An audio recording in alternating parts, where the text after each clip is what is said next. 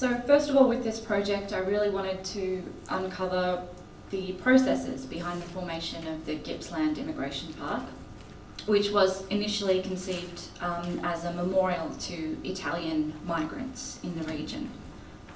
So I'm interested in both the form and content of the memorial, as well as the committee's motives and broader narratives of migration that it sought to engage with.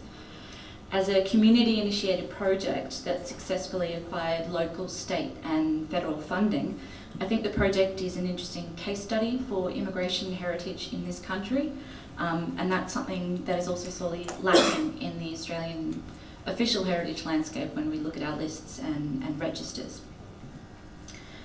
So the questions that I'm posing as part of this broader project can be separated into two fields of inquiry. The first one is around offering progressive and potentially transformative histories of migration. So how does this memorial and the committee's aims fit into the wider memorial culture around immigration? How can we offer narratives that celebrate immigration as socially transformative without silencing narratives of structural discrimination, state neglect or coercion, and settlement difficulties, especially those that involve family separation and labour? The other is about the processes of the committee, as I said, but also their discursive interaction with established expert modes of knowledge. How did the memorial and the committee interpret things like heritage significance and the term social value, when, in particular when filling out these applications for funding? Did these interpretations or their interpretations challenge or align with more official and nationally orientated definitions of heritage? That is the wider aims of the project, but for today I'll mainly be focusing on the first one. So as I said, I'm interested in the personal and collective memory work attached to this particular monument to post-war migration, and it is only interested in post-war migration to the region. And it's the state of being a migrant that really compels much of this memory work, rather than the expression of any one form of cultural difference, as I'll show later. The committee behind the park is composed of residents of Morwell and nearby towns. And they're not affiliated with any local council or government body. Although, as I said, they do apply for funding from primarily government bodies. I'm posing questions about the broader historical narratives about immigration and difference that they sought to create, and on another level, perhaps unintentionally encouraged in their visitors and contributors. In this way, and I do ultimately argue that the monument isn't simply a celebratory statement on the success of post-war immigration to Gippsland and Australia, although it is that. It's also providing a platform for discussing, in particular, the labour motives of migration and the specific conditions under which assisted post-war migrants, and especially single Italian men and others arriving under assisted passage schemes, came to Australia. This grassroots and community-led monument allows space for more intimate renditions of migration and its implications for family and family settlement. And those are the histories that I'm especially interested in uncovering. So ultimately, the committee was, yes, motivated by a vaguely multicultural rhetoric, this idea of unity and diversity, that they recognised the broad contributions made by different groups to Gippsland and Australia's multicultural society. But they were also conscious that not all migrants settled, that this wasn't a straight line from departure to integration and settlement, and that the monument should reveal and speak to the specific constraints of the migrant trajectory. So the statue and wall that forms part of the park recognise that points of arrival, departure and settlement are ambiguous, as new academic paradigms for understanding mobility attest.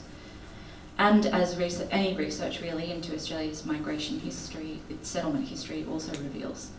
Neat narratives of a progressive migrant trajectory from journey to arrival and successful settlement might be favoured by authorised heritage discourses, and they're more easily promoted and celebrated and offered to an audience, but this isn't always the resultant memory work that does occur at some of these spaces.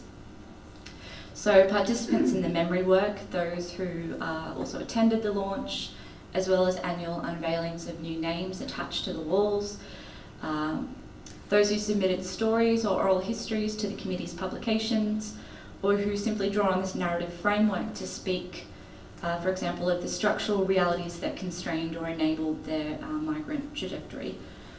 They spoke of both the push and pull factors of migration, and sometimes return migration.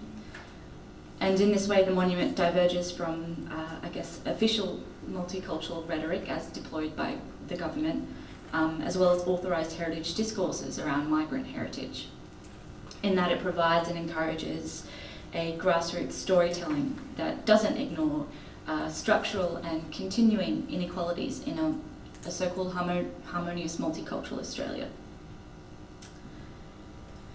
So the first committee behind the park was actually called the Italian-Australian Coordinating Committee for Gippsland, and they were also a volunteer group of about 12 local residents who came together to encourage and foster Italian culture in the region.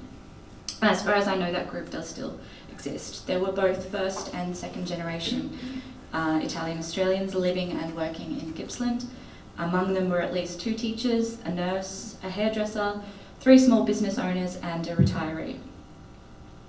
Around 2005, this Italian-Australian Coordinating Committee formed a view that a monument to Italian Gippsland migrants should be constructed to give, and I quote, recognition to their achievements and their contribution to the region's development. And from the beginning, the committee was dominated by the personality of Don Di Fabrizio, who is and remains today a pillar of the community.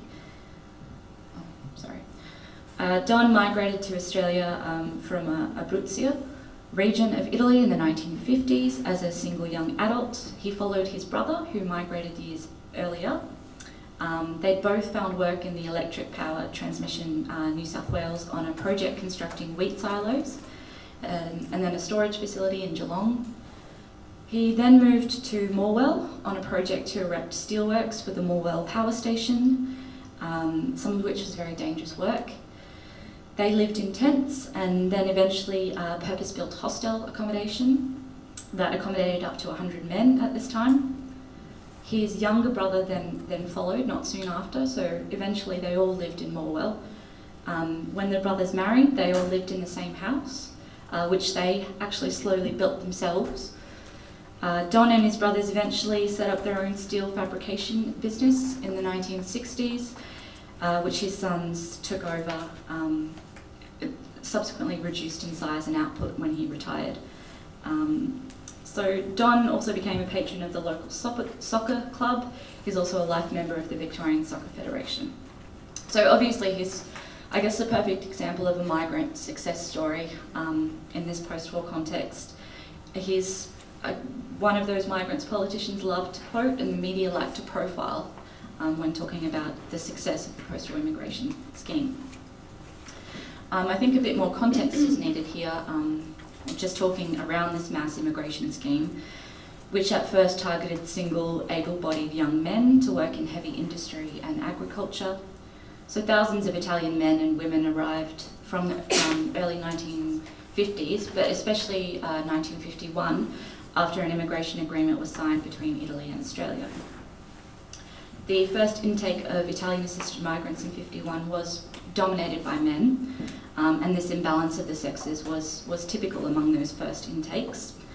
The immigration scheme operated according to present need, namely economic demand, in which the word migrant became synonymous with worker. Young working-age men, as I said, were the initial targets of the agreement, and most were accommodated at first in one of the Department of Immigration's temporary centres, and then in workers' hostels, also run by the Department of Labour and National Service. A proportion of their passage to Australia was paid for by the Italian and Australian governments, with the remaining proportion covered by a loan from an Italian charitable agency. This loan would need to be repaid by the Italian migrant in monthly repayments, so parts of their wages would go towards repaying that loan. As historian Richard Bosworth's work reveals, many complained about the vast and dirty factories, asbestos mines, and large schemes like the Tasmanian hydroelectric scheme in which they were placed, where they worked with antiquated equipment and in freezing conditions. They had little knowledge of the specific conditions of their work before they signed their work contract with the government, and like the displaced persons that came before them, they were bound by a labour contract that ensured their, some have said, loneliness and isolation in rural areas across Australia, at the same time as it provided them with stable employment, although that also depended on economic downturns. There were periods of unemployment as well. While many did not intend to stay in Australia, the stakes of their immigration journey were high. Many had dependents back home, families for whom their wages were providing, and of course many did return in the 1960s when the rates of immigration out of Australia exceeded immigration. So, as I said, 2005, they formed this idea to construct a memorial to Italian immigration. But around 2006, Don, then in his 70s, decided to create a monument that would speak to all migrants in the region, so not just Italians. The then Italian-Australian Coordinating Committee agreed without any argument, which I think is interesting, and the plan was implemented through a new working committee of 5 people, all of them Italian actually, most of them first or 1.5 generation migrants, with Don at the head, and they called themselves the Gippsland Immigration Park Committee, and they're the people that I spoke with.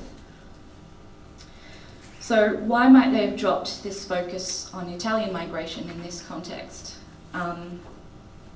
So while multiculturalism in Australia had its origins in the lobbying of ethno-specific welfare groups in the 70s, like the Greek Welfare Society, the Italian Federation of Migrant Workers and Their Families, the prevailing political rhetoric around the policy of multiculturalism had obviously changed by the early 2000s, especially in the wake of Howard-era politics. Indeed, Howard avoided the term multiculturalism in preference for a rhetoric that emphasised citizenship, social cohesion and integration. And then in 2011, the Labor government attempted to reintroduce the word multiculturalism into political rhetoric with its policy document that this time emphasised multiculturalism, and I quote, for all of us, directly challenging in some ways the right-wing claim that multiculturalism offered so-called privileges to minorities. So at a time when other nations like Germany, France and the UK were moving away from the label of multiculturalism in favour of policy words like integration and social cohesion, multiculturalism continues to be used in an Australian policy context, including in the current Turnbull government's latest 2017 document called Multicultural Australia, United, Strong and Successful. Despite its origins as a settlement policy focused on service provision, like government attempts before, the 2011 and 2017 versions of government multiculturalism ultimately stressed cultural consumption while underplaying the structural needs or separate resources required by new and older migrant cohorts. And I really think this mirrors the reduction in available funding to these groups servicing the community. So the official discourse of multiculturalism forms part of a success story that begins in the post-war era of mass immigration, and it explicitly lends agency and foresight to government policy, and I guess an Anglo-core response or acceptance of cultural difference, especially if it comes in the politically neutral and consumable form of food and folklore, which sophisticated cosmopolitan Australians can consume, detached from a consideration of their structural inequalities and histories.